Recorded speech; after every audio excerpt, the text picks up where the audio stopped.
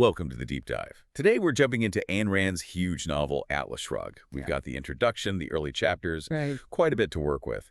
Our mission really is to pull out those core ideas and introduce you to the key characters. Yeah, and what's really striking is how these first pages just, boom, lay the foundation. You're immediately thrown into this world wrestling with some pretty big philosophical questions. We can look at, what Rand was aiming for. Okay, so let's start there. The introduction. It really spells out her view on art, doesn't it? Something about art being a recreation of reality according to an artist's metaphysical value judgments. That's quite specific. It is, yeah. And for Rand, that wasn't just like a stylistic thing. It meant art should show an idealized reality based on her philosophy. So her goal, she says, wasn't just making heroes or villains. It was presenting the ideal man, consistent, integrated, perfect. It's her philosophy, objectivism, basically shown through characters. Right, okay. And that connects directly to the main theme she states for Atlas Shrugged, which is what happens to the world when the prime movers go on strike? That phrase alone, prime movers, sets up a big question. Exactly. Who are these prime movers? The sources define them pretty clearly. They're the creators, the innovators, the people who actually make things happen, drive society.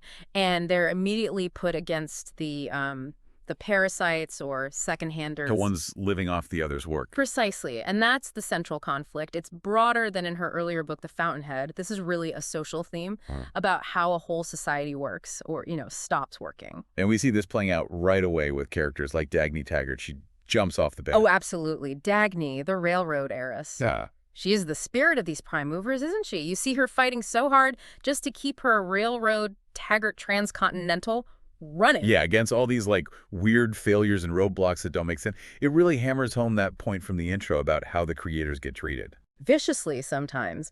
She's definitely Rand's archetype of that ideal doer in a world that seems hostile to actually doing things.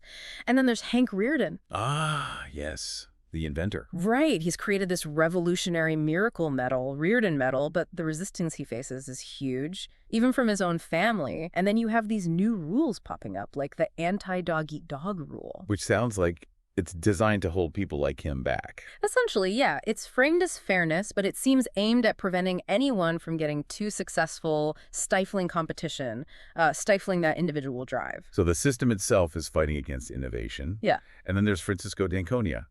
He's a puzzle. He really is. Used to be this brilliant industrialist, heir to a massive copper fortune, but now he seems to be, actively destroying his own legacy, acting like this irresponsible playboy. It adds this whole layer of mystery. Okay, so you have Dagny fighting, Rearden struggling, Francisco self-destructing, and this question just hangs in the air. Who is John Galt? Yes. It echoes throughout these early parts. It's like this catchphrase for despair, or maybe something else. It kind of encapsulates the whole mystery. Why are the competent people vanishing? Why are things falling apart? What's driving it all? So when you dive into these early chapters, you're immediately in this world where genius and hard work are up against, well, a system that seems designed to crush them.